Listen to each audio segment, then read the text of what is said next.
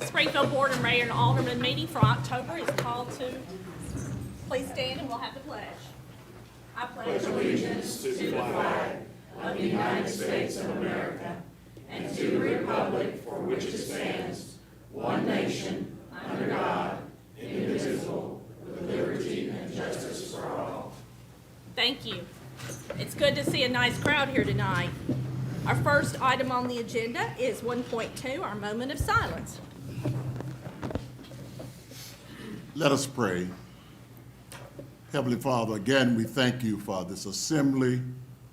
We thank you, Lord, for having the privilege to live in a country that affords us to call upon your name. We pray for peace, especially for Israel. We pray for peace throughout this country.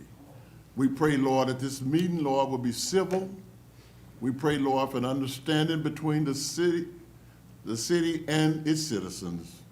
Oh God, give us strength. Let us continue to remember that all good and perfect gifts come from you. Again, we thank you for this privilege. We thank you for this great city. This is my prayer. In your name, bless America and bless Springfield. Amen. Amen. 1.3, the approval of the minutes for the regular meeting of the Board and Mayor and Aldermen held on September 19th, 2023. Is there a motion? Motion made by Vice Mayor Harris and a second by Alderman Green. Are there any corrections to the minutes? I've got a motion to amend. A motion to amend. Someone pushed amend. Trotter. All right, yeah, Jenny, I was trying to hit second, hit it. Okay, No amendment needed, thank you. withdrawn. Thank you. Any corrections to the minutes? No corrections, we're ready for a vote. Anyone like to change their vote? Please record the votes. Motion passes 6-0. Thank you. 1.4, our public comment period. The person that signed up for the public hearing, the public comment period, sorry, this is a new piece of legislation that we're doing. Steve Phillips, if you'll come to the mic, Mr. Phillips, you have 2 minutes to speak and address the board. Thank you. Good evening. My name is Steve Phillips. I'm currently one of 8 board members for my father's house. The board members for my father's house would like to thank each and every one of you and all the city officials that have been a part of this process and have patiently walked us through this process in order to get us ready to open for the cold weather season approaching. Your concern for the continuance of this ministry and assisting those that have been displaced is very much appreciated by my father's house board. As you are aware, my father's house is more than a shelter to those that are displaced. In addition to providing a warm bed, a warm meal, a hot shower, and a light breakfast the next morning, my father's house has steadily been working to improve the services that we offer to the displaced. We recognize that not everyone has a desire to change their lifestyle, but for those that do and are willing to put forth the effort, we will work to assist them to improve their personal situation. This is what makes a difference in our community, assisting those that are capable and willing to be productive citizens and returning them to be productive in the community. Thank you for your support of my father's house and for providing assistance with our displaced citizens. Thank you. That was on item 2.4, ordinance 23-35. I think I was supposed to talk about that before he got up and spoke, but since this is new, I'll ask for your forgiveness. I want to also, before we move on to our public hearings, I want to welcome Springfield High School FFA group and their teacher, Miss Julie Newberry, tonight. So thank y'all for coming. They spoke, Ryan and I, our city manager, Mr. Ryan Martin, and I got to speak to them earlier. They're going off to parliamentary procedures, and they wanted to see how that worked here tonight. So we are so glad that you are representing Springfield High School out in the community and out in the state. 1.5 is our public hearing. If you would like to speak for one of the public hearings, Please come to the mic, state your name, and you have 2 minutes to speak. Public hearing number 1, ordinance 23-31, a ordinance amending the fiscal year 2024's annual budget for the city of Springfield by amending certain general funds and utility funds operating budgets. If you would like to speak, please come to the mic.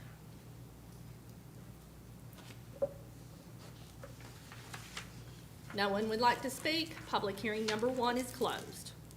Public hearing number 2, ordinance 23-32, ordinance establishing a schedule of fees for towing and record services. If you would like to speak, please come to the mic.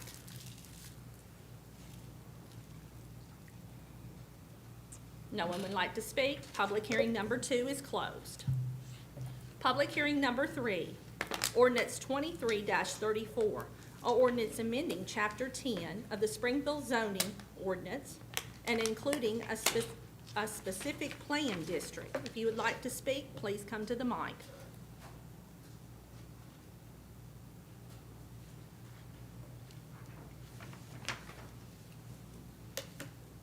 Hello, Mr. Moore. How are you doing, Mayor? Good to have you tonight. Yep, thank you. Jim Moore. I just want to really just thank the board and the planning department, city management for bringing this forward, moving. Our planning codes and ordinances were severely dated. This moves forward, allows for some flexibility with increased density. Great job preserving natural areas and green space. So overall, very excited. I think it's thorough. I'm looking forward to seeing more about construction requirements as far as construction materials. I expect that with the higher density, that will the fire code will require more hardy plank, brick, masonry, that kind of thing. So what gives me a little bit of pause is looking at some of the existing neighborhoods that have gone through the PUD process. Some turned out better than others. How do we prevent some of the ones that maybe aren't as popular or bring a solid square foot price? Let's try to control that, hopefully through building materials and just keep the values up and prevent having some of the lower end neighborhoods that have gone through the PUD process where a lot of the PUD agreement was not enforced years later.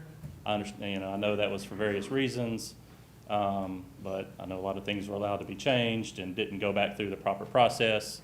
It's going to put a lot of pressure on the Planning Commission, giving them a lot of authority. So I just encourage you all to continue making smart choices with your appointments to the Planning Commission. Overall, I think it's a great thing, and looking forward to seeing some more detail. And thanks so much. Thank you. Anyone else that would like to speak, please come to the mic. No one else would like to speak? Public hearing number 3 is closed. Public hearing number 4, ordinance 23-35, or ordinance rezoning 2 parcels on 10th Avenue West from Commercial General District to Core Commercial District. If you would like to speak, please come to the mic, state your name.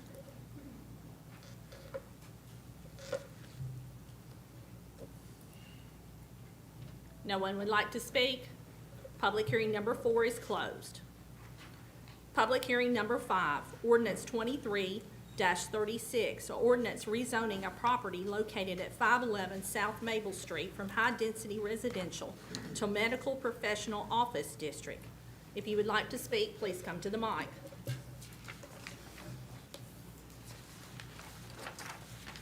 No one would like to speak? The public hearing is closed. Public hearing number 6, resolution 23-25, a resolution annexing property owned by Reyes Construction, Inc. and Brenda Swan located on Doris Street between Popular Avenue and Pitt Avenue. If you would like to speak, please come to the mic.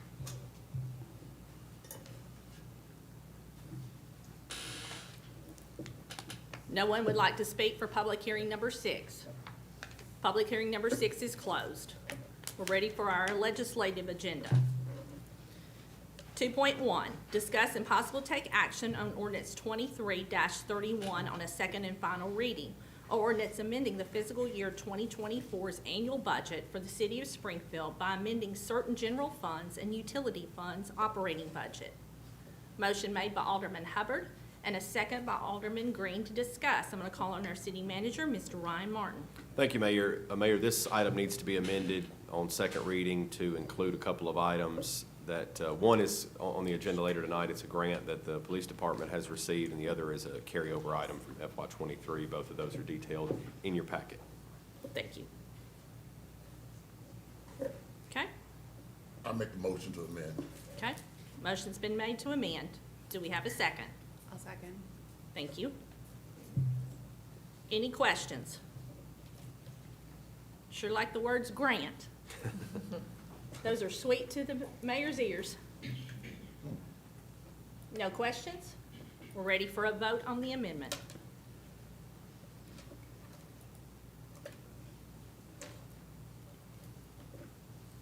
Anyone like to change their vote? Please record the votes. Motion passes 6-0. Thank you. Back to the main motion as amended. Any discussion? I want to sound redundant, great budget. We thank the staff for their hard work to bring it to fruition, so. Budget's great, and we also need to talk about our bond rating. Oh, it went up, yeah. Is that in your city manager It is. report? Sure is. We'll save that for later. Any discussion? No discussion, we're ready for a vote.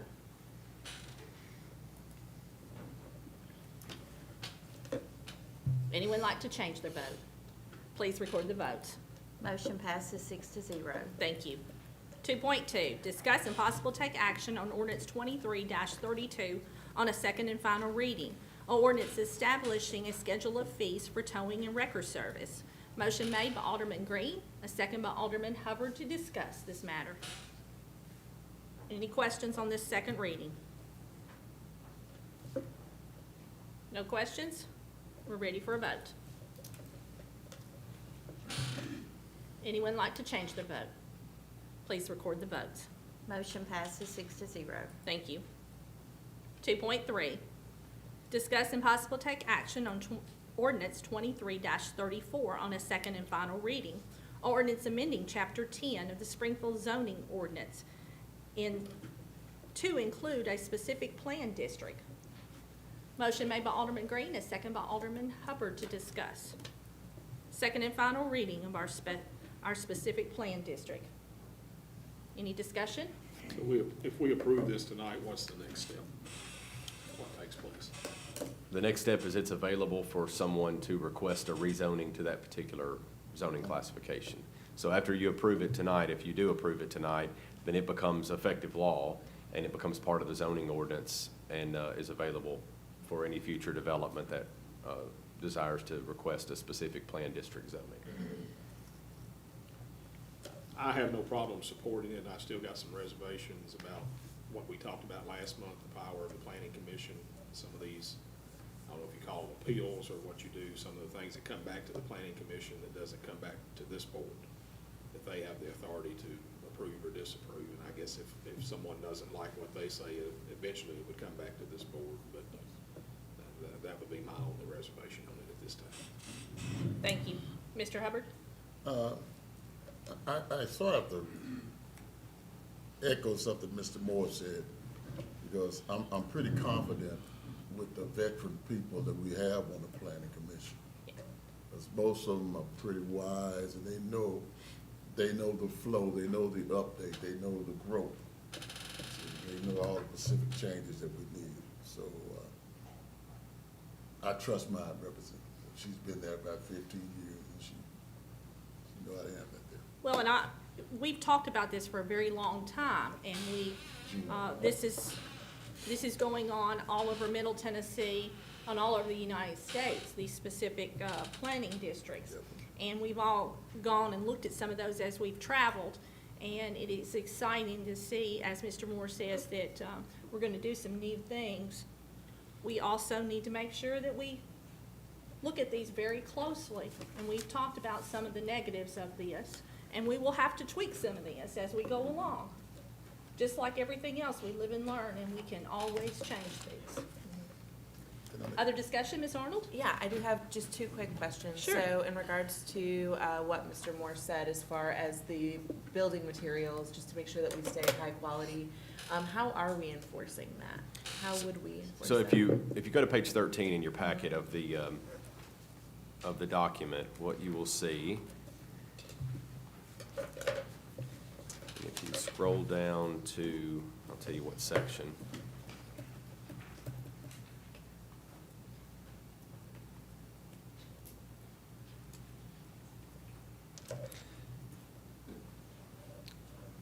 Section 9 there on that page, and what it's talking about is we're in the context is we're in the preliminary master development plan section of the ordinance, and detailed architectural plans and elevations sufficient to indicate building height, bulk, materials, and architectural design. Everything on the preliminary master development plan is supposed to include materials as far as what's going to be used for construction. That comes, the preliminary master development plan, according to this ordinance, goes to the planning commission as well as to the board of mayor and aldermen. So you all would see that, as far as when it comes with the preliminary plan. Okay, and then enforcing it as it's being built, that would be on codes to be able to do that, or who? It would, so Okay. it would be treated just like any other zoning. If someone, trying to think of an equivalent, sort of an analogy, but it would be a zoning violation effectively. If there was something that happened that was inconsistent with the zoning, it would be treated like any other zoning violation. Okay, that makes sense. Thank you. Mayor? Yes, sir. Yeah, I'd just like to make this comment. For anyone that we appoint to a different board, they work at the pleasure of the alderperson. So therefore, we should keep a dialogue with them to make sure we're on the same page about what's going on at Pacific Board. Well, and I will also say that they are also having training in these volunteer jobs that they have, and they've agreed to serve. Correct me if I'm wrong, but we've done a lot of training for that group of people. Absolutely. I think we have a really strong planning commission. And truthfully, this is not, it's not too much differently than the way it works now. I mean, when somebody has a site plan and they bring it, this body never sees those site plans. I mean, you never see those site plans for those developments and what that subdivision is going to look at. You see the rezoning, and that's kind of the way that this board has traditionally structured things. That can change anytime you want it to. If you want to bring site plans, which the preliminary master development plan would fall into that category, if you want to see site plans, you all could change that at any time. We'll and be have here all that- night. Have that happen. But that's sort of what the planning commission is their purpose is to evaluate those things. And so this is no different than that. I mean, when a developer comes in to develop a subdivision and they have a site plan, they bring that site plan. If they have to amend that site plan, they go back to the planning commission, and the planning commission evaluates that amendment. So this doesn't have a marked change from the way we do business currently. It's kind of set up the same way, but you all can change that at any time. Other questions concerning this? We've talked about it for a long time. It's exciting. No other discussion? Yes, sir? And we do have a board member on the planning commission. Yes. To give advice, so it's not like they can be renegades. Correct. Right. You bring them in check. Other discussion, questions? We're ready for a vote. Anyone like to change their vote? Please record the votes. Motion passes 6-0. Thank you. 2.4, discuss and possible take action on ordinance 23-35 on a second and final reading. Ordinance rezoning 2 parcels on 10th Avenue West from Commercial General District to Core Commercial District. We have a motion by Vice Mayor Harris and a second by Alderman Trotter to discuss. Questions on this second and final reading? No questions? We're ready for a vote. Anyone like to change their vote? Please record the votes. Motion passes 6-0. Thank you. 2.5, discuss and possible take action on ordinance 23-36 on a second and final reading. A ordinance rezoning property located at 511 South Maple Street from high-density residential to medical professional office district. Motion made by Alderman Hubbard, a second by Alderman Green to discuss. I'm gonna call on our city manager before we have a discussion. Thank you, Mayor. I just want to point out, and I'm not sure if I did this last month or not, but this is part of the Robertson County office building campus that they're reconfiguring over there with parking. What part of this plan, I want to go on and let the board know, we haven't gotten the official request yet, but part of this plan is to abandon the right-of-way on Brown Street between 8th Avenue and 5th Avenue, which it would still be accessible to through traffic, but there would probably be speed tables that the county would put. Essentially, we would abandon the right-of-way, if you all chose to do so, abandon that right-of-way and the county would become the owner of that right-of-way. So we would no longer be responsible for maintenance, snow and ice removal, that sort of thing. But that would allow them to put some speed tables through there. Anyone who wanted to, it wouldn't be closed off, anyone who wanted to could still drive through there, but that would allow them to make it more of a pedestrian-friendly area as they build a parking structure and other parking across the street. It's South Brown Street between 5th and 8th Avenue. Okay? That's not before you tonight, but part of this Will. whole project is to ultimately Do do you that. think it would remain like it is, the two stops and the other has the right of way, or is that gonna change in there? The 8th Avenue intersection wouldn't change, it would just be between 8th and 5th. Other questions, Mr. Hubbard? One reason, it's high volume of interaction with the jail too, and people coming to do business for the county, so I would support it. Okay. Ladies? Make sure I don't leave out either side. No discussion? No questions? We're ready for a vote. Anyone like to change their vote? Please record the votes. Motion passes 6-0. Thank you. 2.6, discuss and possible take action on Resolution 23-25 on a second and final reading. A resolution annexing property owned by Reyes Construction, Inc. and Brenda Swan located on Doris Street between Popular Avenue and Pitt Avenue. Motion made by Alderman Hubbard, a second by Alderman Green to discuss. I'm going to call on our city manager, Mr. Ryan Martin. Thank you, Mayor. This one also needs to be amended. What has been included on the second reading, as you know, it's kind of strange on resolutions. We normally do one reading, but annexation resolutions by state law require 2 readings. So we're doing the second reading on this, but it does need to be amended to include the right-of-way. We've reached an agreement with the county to take the remainder of the right-of-way around that area, around the parcels that we're annexing, and we've agreed to do so. So we ask that you amend it as presented tonight. Motion's been made to amend. Do we have a second?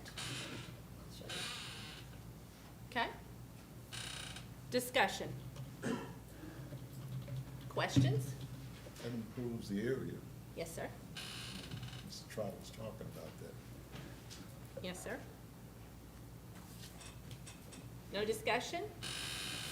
We're ready for a vote as amended. Anyone like to change their vote? Please record the votes. Motion passes 6-0. Thank you. Back to the main motion as amended. Any questions? No questions? We're ready for a vote.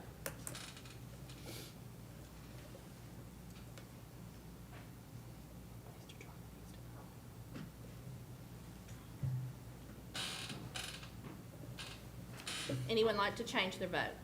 Please record the votes. Motion passes 6-0. Thank you. 2.7, discuss and possible take action on ordinance 23-37 on a first reading. An ordinance rezoning one parcel located at Highway 41 North from commercial service districts to restricted industrial district. Motion made by Alderman Green and a second by Alderman Hubbard to discuss. I'm going to call on our city manager, Mr. Ryan Martin. Thank you, Mayor. This is, you'll recognize this parcel and this organization. This is the company that purchased property a few months back from us in the North Industrial Park, about 15 or so acres. And that agreement was contingent upon rezoning the 5, I don't know if it not necessarily contingent, but we agreed to that we would bring before you a rezoning for 5.5 acres of that commercial property to industrial so they can use the full full parcel for their use. This is the company out of Belgium, and they're ready to move That's forward. what I was gonna So, say. yeah, we're excited about that. Were they also gonna specialize in Belgian cheese and stuff like that? It was margarine. Yeah, they're a Margarine mostly? margarine manufacturer, Okay. and bringing quite a few jobs to put their North American presence here in Springfield, Tennessee. It's exciting. It's very exciting. We got some good Any food. discussion? Good food in that country, been there. Belgium. Woo, they need to bring that chocolate too. You're right. That's true. Yes, sir. No discussion? We're ready for a vote. Anyone like to change their vote? Please record the votes. Motion passes 6-0. Okay, we're ready for our administrative agenda. 3.1, discuss and possible take action on the adjustment of the retail electric rates of the Springfield Electric Department due to a wholesale fuel cost adjustment by the Tennessee Valley Authority. Motion made by Alderman Hubbard, a second by Alderman Green. So, do we have good news from TVA? Lower, yes. Thank you. He's my friend now. You saved me a few $100 the last Yeah. few months. And now, I'm gonna explain to the audience, I'm picking on him. He does not set the rates. TVA sets the rates. Every month, we pick on these two gentlemen, electric and gas, but they don't control it. I like to make everybody think they do, but, you know, the truth is, we have a full audience tonight, so I have to give full disclosure. Any questions on the TVA rates? Yes, sir. No question on TV, but if you complain about an excessive light bill, make sure you check all of your, what am I trying to say? Make sure that your house is properly, help me out, sir. Your house is properly. Yeah, insulated. Yeah, you know. Little education. Because you could have, you could have ways of just, air, heat seeping out of cracks and stuff, so the insulation, that's what I was trying to get at. Robert used to teach me about it, but you know, that way. You forgot everything he taught you, huh? Oh, yeah. Any discussion on our TVA rates? No discussion, we're ready for a vote. Anyone like to change their vote? Please record the votes. Motion passes 6-0. Thank you. 3.2, discuss and possible take action on the adjustment of monthly gas rates for the Springfield Gas Department. Motion made by Alderman Green, a second by Alderman Trotter to discuss. Sir, The purchase gas adjustment's up slightly, 1.2%. did you hear the direction he went?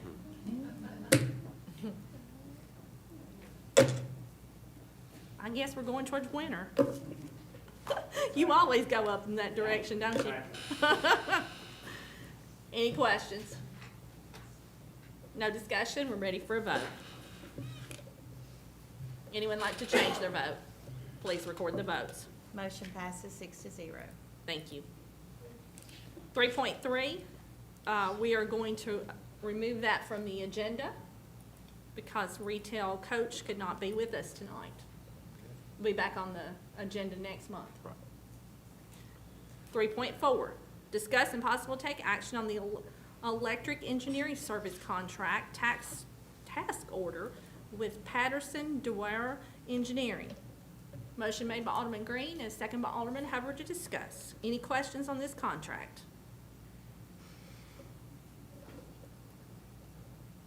No questions? We're ready for a vote.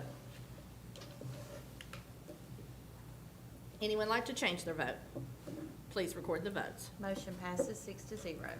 Thank you. 3.5, discuss and possible take action on a ratification of an emergency change order with Long Branch Construction for the Experimental Station Road waterline relocation. Do we have a motion to discuss?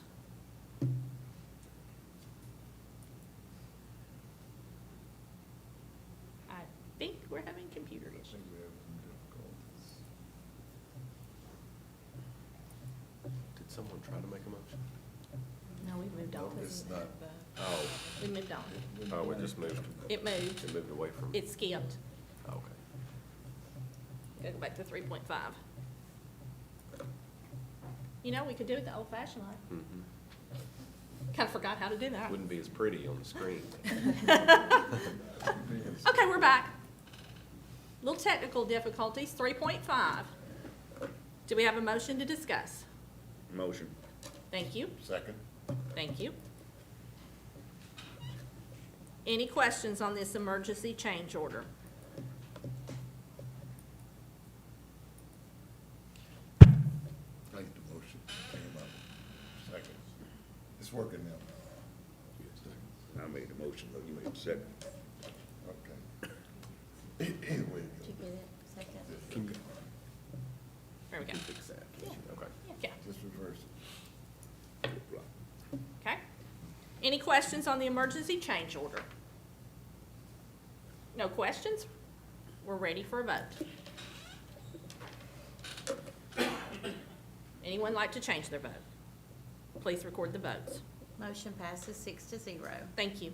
3.6, discuss and possible take action on a presentation from Bransford Community Center. Motion made by Alderman Trotter. Oh, okay, that is 3.6. Alderman Trotter and second by Alderman Hubbard. And I believe I'm calling on Mr. Gardner. Mr. Robert Gardner. Oh, here we are.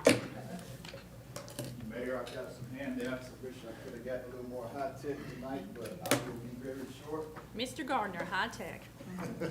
It's good to see you. It is. It's good to be here. Well, I don't know about that, but I thought For the ones in the audience who don't know, Mr. Gardner sat right over here. He was one of our department heads. And so he is here tonight. He's retired and he is here to talk about Bransford. Well, just want to give you an update of where we are, and I do want to start off by saying we definitely and always appreciate the city's patience and generosity with this project. This is a monumental and historic project for the city of Springfield. We're very proud of how far we've come, but obviously we've got a ways to go, but we can't underestimate the city's generosity in this project. Things have not gone as quickly as we'd hoped they will, basically because of a couple of things, the rising cost of material and construction costs, as well as the, just availability of funding for the project. But I just want to go with you through this handout to kind of demonstrate where we are. We are 100%, probably 120% engaged in this project and committed to the success of it. We've got several of our board members here, and I'm going to summarize this and then turn it over to our Jonathan Keaton from our builder, Southern States, who's going to give a summary. But just to show you where we've been, we've got strong partnerships. We've partnered with the Robeson County Historical Society. I'm sure you've heard Bransford Community Center has become a household name in the city of Springfield, thanks to the efforts of historian John Baker and his unselfish deeds, raising more than $2,000 for the community center just by illustrating the history of the center and Lena Bransford. And also you've heard about the evenings with Miss Lena and John Patterson. We brought in over 800 people over a weekend, raising nearly $2,500 towards the center.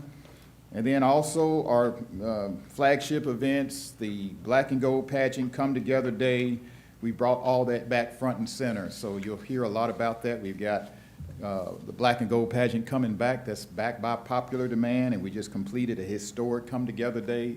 So community awareness of this project is at an all-time high, and I know because I've been in this project, involved with this project for over 25 years altogether. So I'm glad to see Bransford become a household name and people appreciating what this project means to the community. We're excited about Project 20, which is simply a $20 recurring gift each month, so we're raising funds from that. The Bransford Pride continues to be an award-winning, heavily supported after-school program. It's one of the top 6 recognized after-school programs in the state of Tennessee. We get recurring funding from the Tennessee Department of Education LEAPS funds. I think we were just awarded $75,000 for a year for this next 3 years, so there's tremendous community and statewide support for that.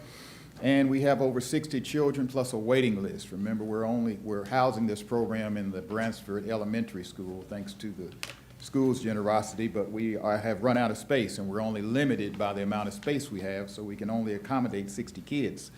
But we've got great partnerships with the police department. Jason and his folks have been over there, the election department, all kinds of community events, just to let these kids know there's something else out there inside of life outside of Springfield and what it has to offer. So Giving Days, we have a major event, the Big Payback. As you heard, we've raised $8,000 annually through our Big Payback event. And we also have a upcoming Christmas tree decorating contest, but that seems to be very, very popular, and $5,000 a year we're getting from that event. And then we get individual donations, which I'll take you to the next to last page. You can see just on our individual donations, we raised over $47,000 in individual donations. Some of these are through partnerships with some of our local restaurants, like the Depot, that has shut down their restaurant on occasion just to do an all-night fundraiser for Bransford. So we've raised over close to $50,000 just in direct donations. Individual donations, $53,000, so there's $100,000 just in individual and community donations. In addition to that, the Bransford Pride operational grants is $167,000 over the last 3-year period is what we've received to operate that program, which we're encouraged by that, because that actually is going to translate into operational revenue as the center opens. So we're very confident in our ability to operate the center. Our biggest obstacle right now, obviously, is a building. If we have a place to go, then we feel like it won't take us long to get in there and get things going. So we also have other ongoing partnerships, direct donors. We still have the Electrolux partnership on the hook for a commercial kitchen. They're just waiting for a place to put the commercial kitchen in.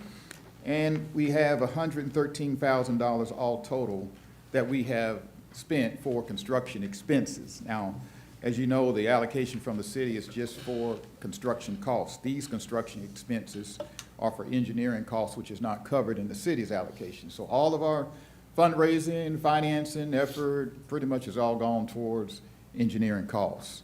The cost of these includes the cost of a survey, the cost of the engineering, architectural renderings, and design drawings, which are in process now and near completion. You've seen those. They've come up before the city. And all that is in effort to give you what is on the back of this page, which you'll see the rendering of where we're trying to get to. So we've got a picture, we've got a plan, we've got a great phase one of the project. This is a very functional building with a half gym, expandable to a full gym, and the administrative offices of this building can be mirrored, so we can flip this building both ways and basically double it in size. But right now, this is phase one. We're excited about phase one. We're just trying to get there, and just wanted to come before this board and let you know we're still here, we're still out there, we're still hammering at it. We're doing roadblocks, we're doing fundraisers, we're sounding the horn. We're identifying other funding sources because, to be honest, it's going to take major funding for this project, as John, I think, is going to tell you. So I've identified some grant sources for the funding of this project, one being the Community Development Block Grant. We missed the funding deadline for that this year, but we are getting earmarked for 2024 for the CDBG grant, and also ARPA funds. We put a request in the county for $1 million allocation for the ARPA funds, and we have not heard any response from the county. We're still going to press them and see if there is an opportunity for that to happen, but we're also going to go after just individual corporate donations, corporate grants, state grants. We'll take money anywhere we can get it. So that being said, turn it over to Jonathan, and he can give you an update on the actual construction. Thank you, Mr. Gardner. Just to give a quick update, as you said, kind of where the project is as far as construction. I'm here representing Southern States Construction, and have taken over the project a few months ago. About 2 to 3 months ago, a meeting was held with several department heads to try and decide. The original site plan that was submitted was estimated to be well over the money that the city had allocated for it, just in infrastructure cost and dirt work before a building was even erected.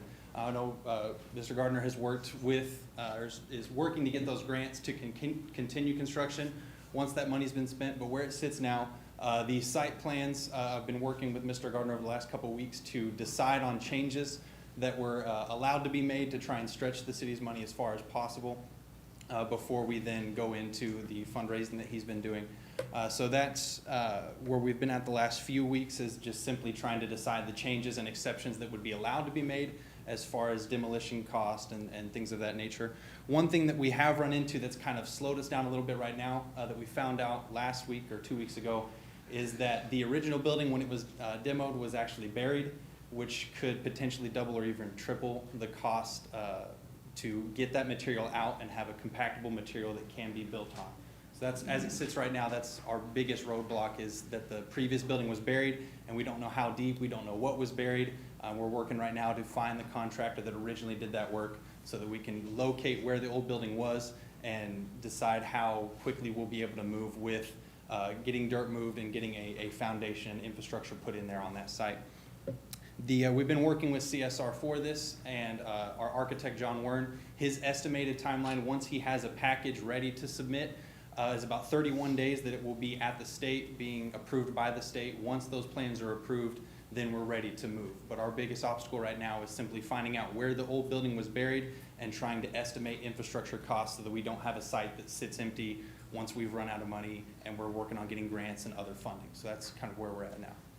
Yes, sir. I was under the impression that they went deep and removed everything from there. See, because it's a basement type of situation. I was under the impression that all that was cleared out. The But information. you're telling me that they didn't totally take all of the old building. Mr. Hubbard, I think that David Brewer could come to the mic and discuss that in a few minutes. Yeah.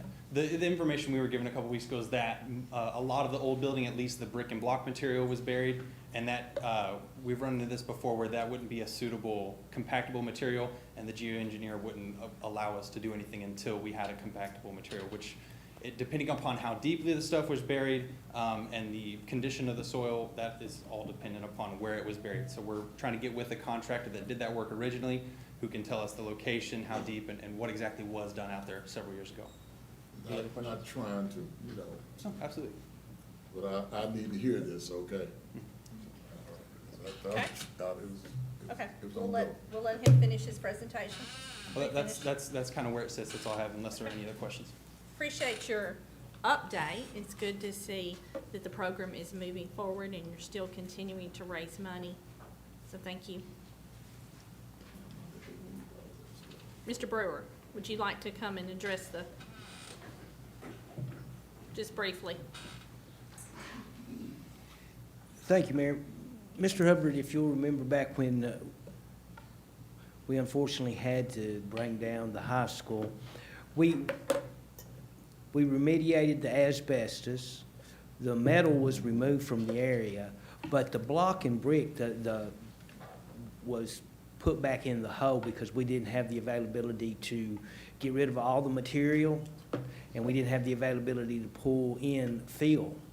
So there is some of the building left in the depression of the land out there. Where it's at exactly, I don't know. We, well, I mean, it's in the old footprint up where it was, 3 stories, but there is some in there. I'm gonna have to ask you this now. There's no contaminants. No, sir, we got the asbestos out of No, I there. just wanna make Yes, sure of that, yes, okay. that was a very extensive process, and it took over a month to get that asbestos out of there. So, yes, sir, there's no contaminants in the area. We were very, very specific in getting that material out of there because we knew it had to be done. So, They could just I can't tell you exactly how natural much. bricks and natural Yes, sir. blocks and It's stuff. just the block and the brick that's left in concrete. So I can't tell you exactly how much. We may have removed some of it, but I know that there is some still on site. The city was aware of this? Yes, sir. Yes. Were we aware of the fact that it was gonna possibly hinder something going back there? Yes, sir. Now, I'm not gonna sit up here and say I was aware of the variant. I'm not gonna say that, because I thought that everything, Yes, sir. I remember us specifically going out there and talking about this sitting right here. I probably wasn't the mayor, but I Yeah. remember sitting down there on the end. well, I was thinking that everything was removed. No, sir. Okay. I remember going to the site. That they were Yeah, ready for. It was, we didn't remove it because it was to save costs. But I was under the impression that after it was torn down, everything was moved so that we could, if Branchford had voted for us to build the next month, that we were okay to build, okay? So that's the impression I was under. It was ready for building, okay? There would be no obstacles at all. Okay, well, I just want that cleared up, No. because I was under, I specifically remember going out there. We all went. so let me just, we were talking, and I'm gonna put this out, okay? So what are we talking about? To answer your question very specifically, depending on the type of foundation that the architect chooses to put in there, there could be enough compacted fill over the building construction material that, it could be effectively bridged. I do not know how deep the cover is out there. I know that it's deep enough that we were able to get topsoil on top of it and grass grows on it. So I don't know exactly how deep the compacted material on top of that building material is. I just want clarity, because we're talking about another removal cost. Well, not necessarily. No, sir. That's This is not. what I'm not hoping for them, okay? No, sir, Because- it just depends. Okay. I mean, a geotechnical engineer or a turn-down slab may be all that's required. We don't know. This gentleman said in his experience that they have had issues building on compacted structural fill. In my experience, we've not. So it just depends on what the geotechnical report says. There may or may not be. There may be enough fill there that they don't have to worry about it, especially if we're gonna float a concrete slab on top of this material. I just want clarity from me. I'm not, I cannot promise you anything. I'm not a structural You're engineer. giving me what I need to hear, Okay. because I wasn't aware of Yes, sir. the various blocks and stuff. So that is clear in my mind, okay? All right. Other questions while he's at the podium? No other questions? Thank you, Mr. Brewer. Thank you, ma'am. Okay, we'll move on to 3.7. Discuss and possible take action on a mowing contract change order from Public Works Department. We need a motion to discuss. Motion made. Okay. Second, there we go. Motion made by Alderman Green and a second by Alderman Hubbard to discuss. Any questions on this mowing contract? No questions? We're ready for a vote. No, I have a question. Yes, sir? Seeing some significant increase in this, is it not, or is it just the area of coverage that, you're going up from $65 up to $215? So I'll let Mr. Moore speak to it. My understanding is, while y'all are passing him the mic, we added some more treacherous territory, which requires a little bit more labor and a little bit more effort, I guess, to mow that. But Mr. Moore, if you want to explain. Yes, sir, you're correct. It is a larger area was added to it because complaints from the neighborhood, and the drainage area is large, but it's treacherous is a good way to put it because of the slope angles, and it also at the bottom of this area is quite hydric. It's good.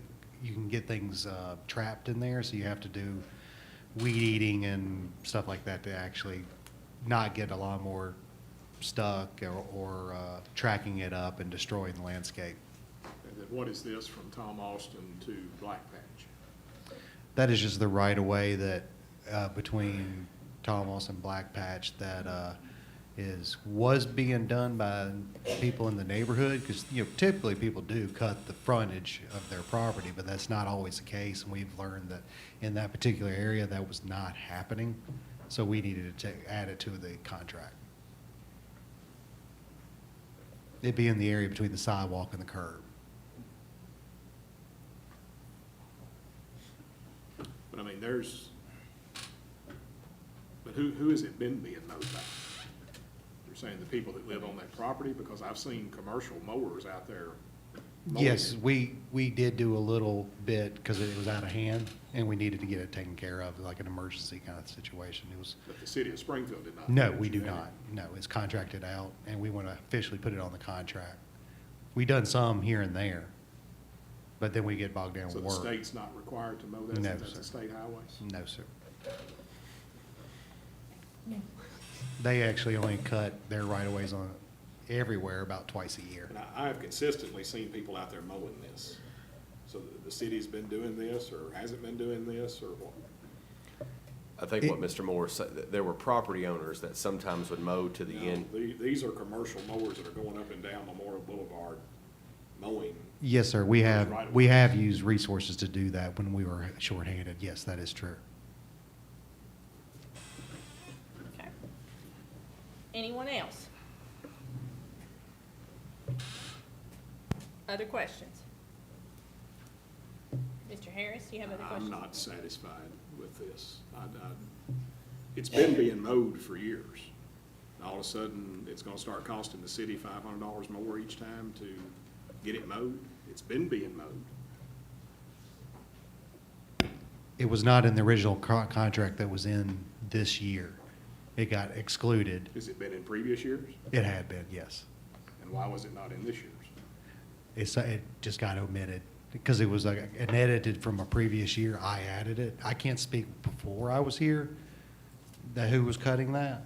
But I originally used the original contract, and then I ended up having to edit it 2 years ago. And then when this one came out, it apparently had the old list in it. Okay. Other questions? No other questions? We're ready for a vote. Anyone like to change their vote? Please record the votes. Motion passes 5-1. Thank you. We're ready for our consent doc. Mayor, without objection, move to take it as one. Oh, whoa, I'm sorry. 3.8. No, 3.8. I got in a hurry. Talk about this violent crime. I'm human. 3.8. I was just seeing if the audience was awake. 3.8. Discuss and possible take action on an acceptance of the Violent Crime Intervention Fund grant for the police department in the amount of $197,432. Do we have a motion to discuss? Alderman Trotter, and a second by Alderman Green.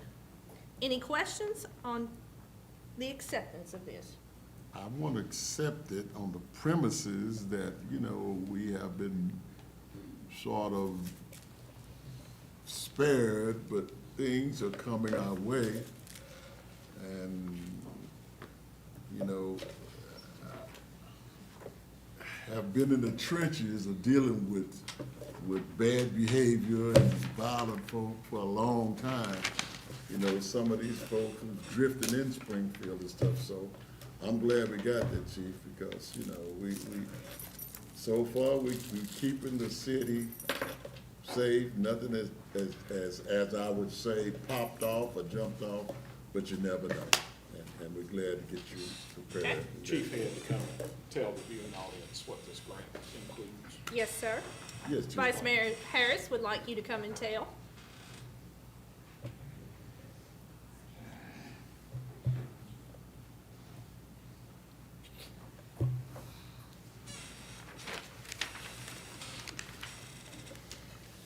Okay, good evening. Specifically, just the grant information and what we're getting out of it. Okay, we applied for this grant back in the winter. Governor Lee started last year an initiative where he was statewide, gave out about $150 million, I think it was, for all agencies in the state to apply. We were fortunate enough to get a formula grant based out of it. So we submitted our application to it, and this is the 192,000 plus and some change was given to us. We initially had also applied with a grant with the county, a co-coordinated grant, and we did not receive that one, unfortunately. But fortunately, the reason we didn't receive it was because the area was not violent enough. So we submitted for $2 million with the sheriff's office, and we didn't get it, which is, I guess it's not bad news. We really wanted it to go after some funding for some LPRs, and we're working on that. We're going to try to work that in the budget next year. It's unfortunate because we were really hoping to get those with the county and apply them. But in this particular grant, we went after some items. Luckily, as the mayor said earlier, it's always good to get grants because we get to spend money and utilize money to buy assets that we don't have to spend the city funds for. And we're doing a lot of preemptive things with them. We're fortunate enough to have a very, very good low crime rate. But you never know. So we're preparing for some things. Last year, we bought some ballistic shields in the wake of some of the things we'd seen across the country. So we were able to get some to all the supervisors, but part of it, we're going to put the smaller ballistic shields in every patrol vehicle that's out on the road. So all the patrol plus the supervisors and detectives will have the availability to have a ballistic shield in their vehicle with them if in an event that there's a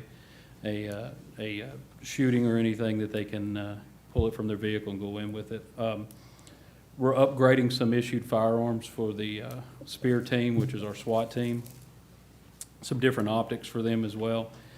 2 patrol vehicles, 2 SUVs, as you all are aware. We've seen from time to time the availabilities to get vehicles is not good. So we're able to use some of this funding to supplement some of the vehicles we haven't been able to get in the past. So we're adding 2 more to normally what we get, so we can increase that in the hopes that we can catch up where we've been behind on those. We're getting a utility vehicle. The one we have now is outdated. We have a lot of events at the fairgrounds downtown now around the Court Square. The use of this utility vehicle allows us to move in and out of crowds a little bit easier, and also a digital surveillance trailer, which will be a stationary trailer that can be lifted up, and we'll be able to access cameras and record events from a lot of different angles that we don't have the advantage of doing that right now. So, Chief, may I ask you a question? yes, sir. What is the possibility, and you worked with me during that time, and I got good money from the lawman assistance grants for prevention. Is the governor talking about allocating money for prevention program? I know we'll lock them up real good, and we got boots on the ground. But what about the prevention money? Is that coming down the pipe? I've not heard anything about that. See, that's one thing that really just, really irritates me, okay? Because we're always talking about more prisons, more police officers and equipment and stuff like that. Fine, I'm for that. But I'm sick and tired of this state, starting with your governor, not looking at preventing, see. Well, and the See. best thing we could do is call our state representatives. Well, I know, and but our the state senator. representatives, they're not in tune. So I'm not gonna sit up here and lie and say, they're not in tune with it, okay? Because, I know mothers that's crying, understand me, wanting the type of program that I had to deal with these violent young kids and stuff, okay? I'm not fussing at you, but Springfield Public, you need to get on your representative and your governor and say, let's do some prevention work instead of locking them up. Yep. Thank you, Chief. Other questions for Chief Head while he's at the mic? Yes, sir. PSA, currently, I'm participating in the Citizens Police Academy. And I encourage each alderperson here and each citizen, if you ever have the opportunity to do it, it's very eye-opening. There's more to being a police officer than getting in a car and riding up and down Memorial Boulevard. And it's been very eye-opening, very interesting to see exactly what's done. And Jason and his department are gonna be able to do a lot with this grant money. And hopefully there'll be a lot more grant money to come in the future. But if you have the opportunity to participate in this program in the future, I encourage you and recommend you to do it. Thank you. Or even if your time won't allow, just come do a ride-along. We'd love to have you. Well, I'll take you. You're doing a good job. I tell you, when you go for a ride-along and you think you know what happens in the city of Springfield after 9 o'clock, your eyes are gonna be open. I've been there, done Not that. always after 9 o'clock either. I've been there, done that, and it's not what you see on TV, I promise you that. And Chief Head, thank you, and thank you for all your officers and what you do for the city of Springfield. And yes, we are very proud of what y'all have done for the crime rate. Tell us about the crime rate. It's very good, outstanding right now, so we're very proud of it. Just gotta keep up the hard work. And it takes each and every one of us in the city of Springfield to report and call and tell them what you've seen. It's their job to figure it out, but they need your help. We have some great men and women in law enforcement, and we appreciate what you do every day. Anyone else while he's at the mic? Thank you, Chief. Last comment. Yes, sir. Chief know why I'm emotional. For 7 years, you worked along with me in the trenches when Springfield went through a very violent period, okay? And I just don't want to see that come back up, see? I just want the prevention program to understand me to slow down what might jump off, okay? Thank you. We're ready for our consent doc. Now, without objection, I move to take it as one. A second. Oh, wait, we have to Vote on the we grant. have to vote. Oh, we didn't vote on the grant. Miss Melissa tells us we didn't vote on the grant. I'm jumping ahead again, just seeing if y'all are alive. And everyone voted except you. Oh. Anyone like to change those votes? Well, I keep pushing yes. Okay. Please record the votes. Motion passes 6-1. Thank you. Now we're ready for our consent doc. It's on the screen. I've said it twice. You gotta say it again. I move to take it as one. Thank you. Motion made. Second was made. Any questions on the consent doc? No questions? We're ready for a vote. Who seconded that? Mr. Trump. Mr. Trotter said it. Who pushed amend? Back. Well, I'll just do it. Well, it got me making the motion, then got Mr. Trotter second the motion, so can we, okay. Are you ready? All right. Anyone like to change their vote? Please record the votes. Motion passes 6-1. Thank you. We are ready for our city manager's report. Mr. Ron Martin. Thank you, Mayor. I want to remind everybody about our comprehensive growth plan that is being conducted right now. That survey is still going on until November the 15th. We would like for everyone in this room to participate in that survey. You can go to springfieldtn.gov/compplan, COMPPLAN, to participate. We've done a lot of public outreach on that. We had an open house here that went extremely well. We had a huge turnout. Several of you, or a few of you were here for that open house that happened with our consultants that are doing that study. I want to congratulate the police department, although I think they just received quite a bit of accolades. They've just received their fifth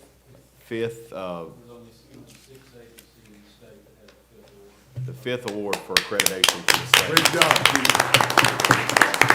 That's a testament to the type of police department that is being run here. So thank you, Chief Head, and your staff. I want to give you an update on the Fire Station 3.